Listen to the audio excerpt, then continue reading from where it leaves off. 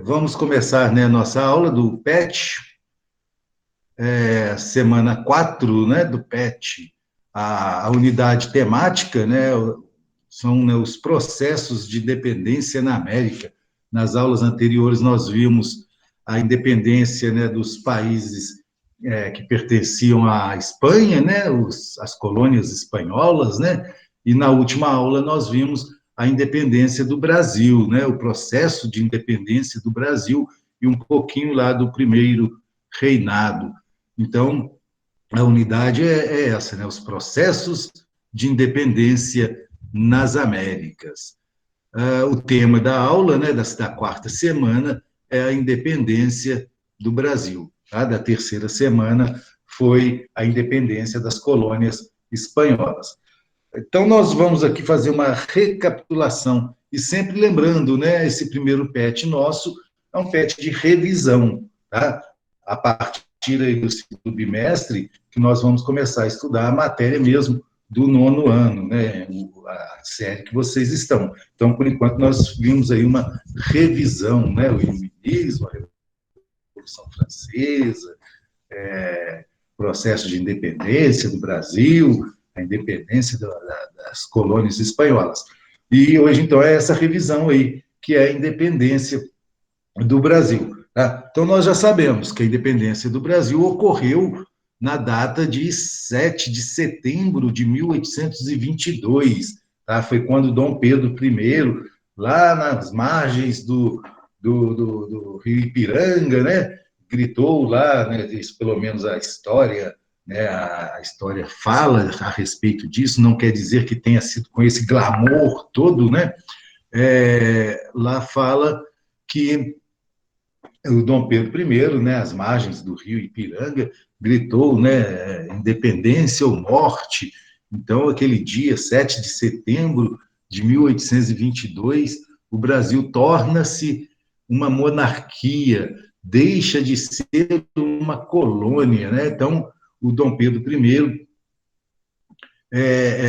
vai se tornar o monarca, né? Ele vai se transformar, o Brasil vai se transformar em uma monarquia e o Dom Pedro I vai ser coroado o imperador do Brasil, né?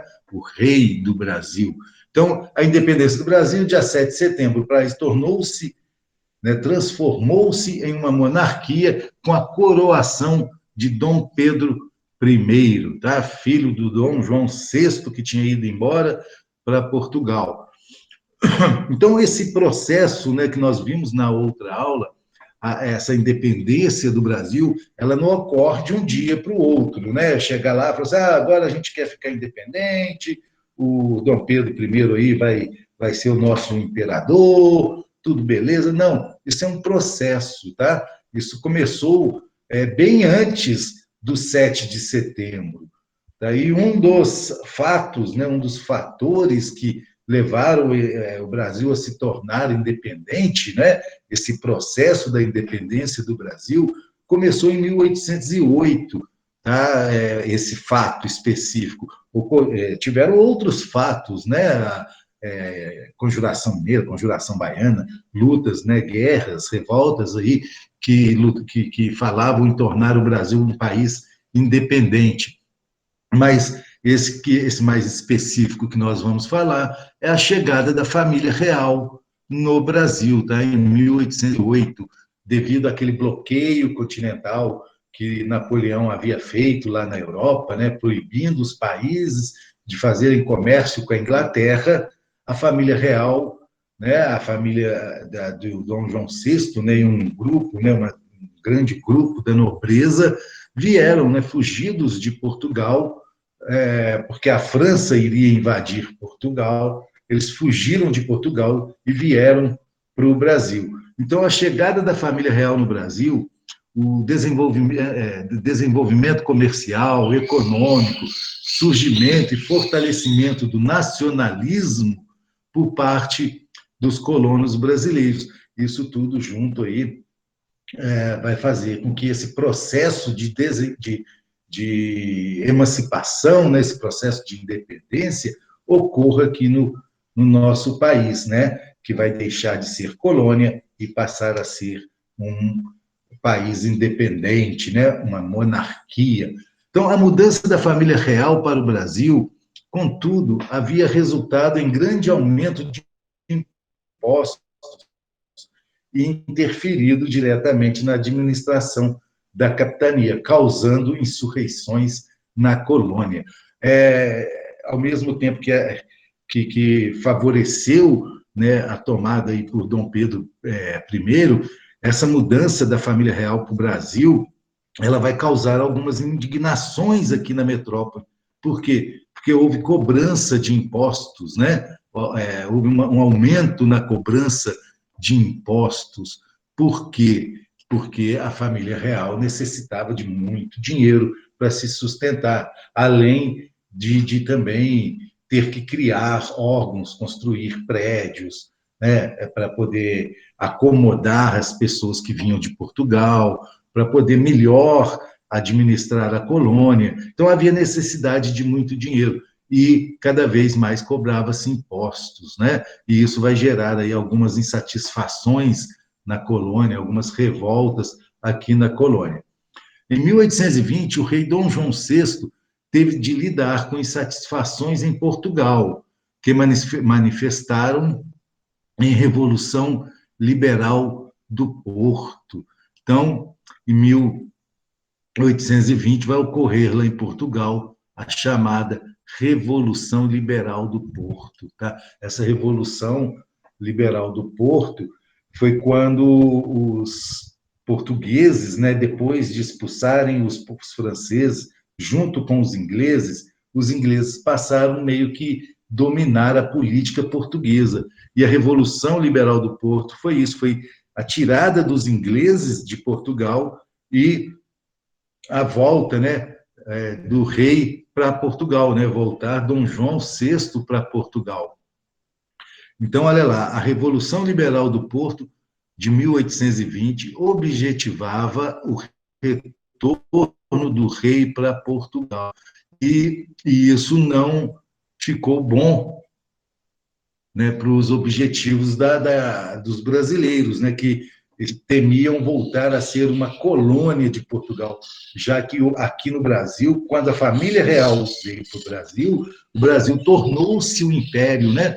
Era daqui do Brasil que se tomavam as decisões relativas aos domínios portugueses. Então, quando Dom João é chamado de volta para Portugal, a elite brasileira vai começar a imaginar, né, ou a pensar numa independência para o Brasil, porque eles já não aceitavam mais se subordinar como colônia de Portugal. Então, temendo que esse grupo brasileiro tomasse o poder, proclamasse a república no Brasil, né, tornasse o Brasil independente e proclamasse uma república aqui, Dom Pedro I vai antecipar, né, a independência, vai proclamar a independência. Por quê? Porque Dom Pedro I era filho de Dom João, né?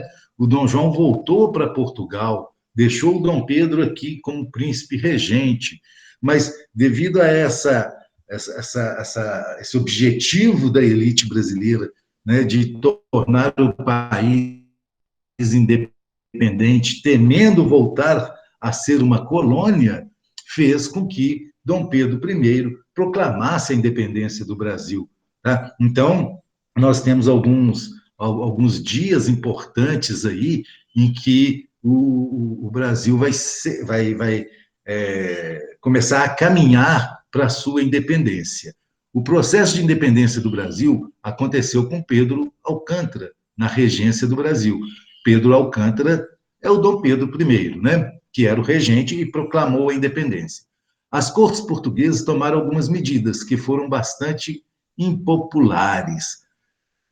Essas cortes portuguesas são, vamos imaginar assim, né, fazendo uma analogia, deputados lá de Portugal que criaram uma nova Constituição e eles queriam a volta do Dom Pedro I, né? Primeiro eles exigiram a volta de Dom João VI, Dom João VI voltou para Portugal. Depois eles começaram a pedir a volta, né, a impor a volta de Dom Pedro também para Portugal e a recolonização do Brasil. É nesse momento que as cortes portuguesas começam a exigir a recolonização do Brasil, que o Dom Pedro I vai ficar aí entre a cruz e a espada, né? Ou ele volta para Portugal e tenta recolonizar o Brasil, mas a elite brasileira não vai aceitar e vai proclamar a independência, ou ele fica aqui no Brasil e ele mesmo proclama a independência e o Brasil ainda continua ligado a Portugal, né? Já que ele era filho de Dom João VI. Então, as cortes portuguesas tomaram algumas medidas que foram bastante impopulares. Aqui, o que reforçou a ideia de nacionalismo e de separação em alguns locais no Brasil, como o Rio de Janeiro, né? Então, alguns locais no Brasil começaram, né, a planejar aí a independência. Então, no dia 9 de janeiro de 1822, o Dom Pedro I vai resolver, né, decidir ficar no Brasil. Tá? É o chamado Dia do Fico. Tá? Então, em janeiro de 1822, 9 de janeiro de 1822, a gente chama do Dia do Fico. Por quê? Porque Dom Pedro I decide ficar no Brasil. Existe na história que ele teria dito, né, essa frase aí, ó, como é bom, ó, como é para o bem de todos e felicidade geral da nação, estou pronto, diga ao povo que fico. Então, o que quer dizer essa frase aí? Que ele estava negando voltar para Portugal, já que as cortes portuguesas queriam a sua volta. Então, com essa frase, né, como é para o bem de todos e felicidade geral da nação, estou pronto, diga ao povo que fico. Foi o que Dom Pedro I falou para o Brasil, né, que ele não obedeceria às cortes portuguesas e que ficaria no Brasil. Isso, então, vai fazer com que a independência do Brasil se aproxime cada vez mais, né? Cumpra-se, em maio de 1822, leis e ordens decretadas em Portugal só teriam validade no Brasil com o aval do príncipe, tá? Então, é mais uma atitude aí do Dom Pedro II, mostrando que o Brasil não queria ser mais colônia de Portugal, né? Que o que fosse decidido em Portugal, primeiro ele teria que aprovar. É claro, né, que ele aprovaria porque ele era filho do homem de lá, né? Ele era filho do rei de Portugal. Então, mas essas leis e decretos, alguns ele até poderia não aprovar, tá? 28 de agosto de 1822, o retorno de Dom Pedro para Portugal deveria ser imediato. Os ministros de Dom Pedro eram acusados de traição. Tá? Então, em agosto, o Dom Pedro recebeu uma ordem de retorno imediato para Portugal. Tá? Porém, ele não vai. Tá? E dia 7 de setembro de 1822, ele proclama a independência do Brasil. Então, o Dom Pedro I, filho de Dom João VI, imperador, né, monarca, rei do Brasil, passa a ser, né, a partir desse momento, o dirigente, não, ele deixa de ser príncipe regente, né, porque quando Dom João VI vai para Portugal, deixa ele como príncipe regente. Então, a partir daquele momento, ele passa a ser o imperador do Brasil, né, o rei do Brasil, o Dom Pedro I. Uma série de regiões no Brasil rebelou-se contra a independência, né? Nós vimos isso lá na outra aula, que alguns estados, né, algumas províncias naquela época não aceitavam a independência porque eram muito ligadas a Portugal, existiam ali grupos que eram portugueses, né, comerciantes, latifundiários, funcionários, altos funcionários públicos, militares, eles muitas vezes não aceitaram, né, essa independência do Brasil, e vai ocorrer aí algumas revoltas, tá? Eram movimentos nas províncias que se mantiveram leais a Portugal, tá? Pará, Bahia, Maranhão, Cisplatina, né, que é o atual Uruguai, né, pertencia ao Brasil. As campanhas militares estenderam-se até 1824. Então, de 1822 a 1824, o papel do Dom Pedro I foi de unificar, né, o Brasil, abafar, né, acabar com essas revoltas contra a independência e unir todas essas províncias em um único país. Lembram lá que as colônias espanholas, elas se dividiram em vários países, né? Argentina, Uruguai, Chile, Bolívia, Colômbia, Paraguai e por aí vai. Aqui não, né? O Brasil manteve-se unido em um único território. Isso foi mérito do Dom Pedro, né? Que conseguiu acabar com essas revoltas e manter aquela, aquele território, né? Esse território nosso enorme, né? Unificado. Pode ver que o Brasil ele é muito maior que os países da América Latina, né? Muito maior. Por quê? Porque nós ficamos unidos em um único país, enquanto as colônias espanholas se dividiram em vários países.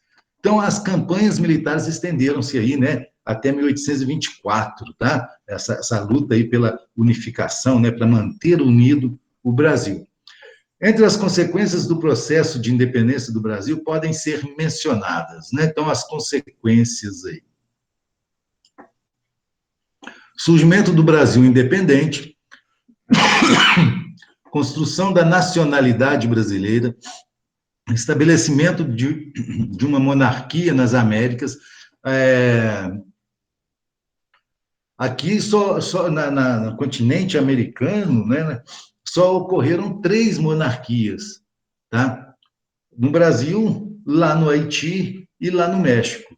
Os outros países todos passaram do processo de colônia para a república, né, para presidentes. Aqui, no Haiti e no México, ocorreram antes da proclamação da república um período imperial. Endividamento do Brasil, porque o Brasil teve que pagar, né? Lembram lá que a gente falou? Os Estados Unidos foram os primeiros a aceitar a independência do Brasil, depois a Inglaterra, né, pela renovação do Tratado de Comércio, e o Brasil teve que pagar uma indenização aos portugueses, né? Então, o Brasil passou aí, né, uma das consequências desse processo de independência foi o endividamento do país, tá? Porque teve que pagar 2 milhões de libras para os portugueses. Esse dinheiro emprestado pelos ingleses, que passaram a exigir, né, mais privilégios aqui no Brasil. Lembrando que nesse período, né, hoje a gente ouve falar muito dos Estados Unidos, nesse período aí, né, século XIX, século XVIII, a Inglaterra era o país mais poderoso do mundo, né? Aí vem lá embaixo as nossas atividades, tá? Que estão lá no Conexão Escola, tá? Que não precisa tirar foto, não precisa enviar foto, basta ir lá no Conexão Escola e responder, né? Tem o formulário lá, igualzinho aqui às questões do PET. Então, observe atentamente o quadro de Pedro Américo, Independência ou Morte, né? Esse quadro ele foi pintado bem depois da proclamação da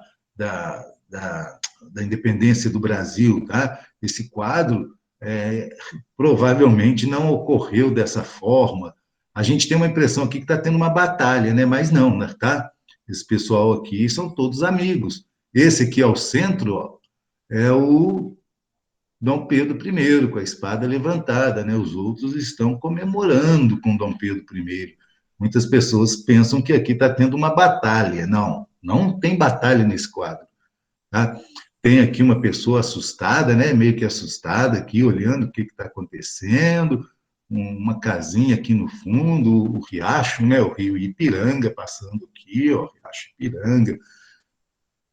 Então, esse quadro do Pedro Américo, ele é um quadro representativo da proclamação da independência no Brasil, né? Onde fala que o Dom Pedro gritou, né, independência ou morte, né? Esse quadro do Pedro Américo é chamado de independência ou morte. Assinale a alternativa correta sobre esta obra.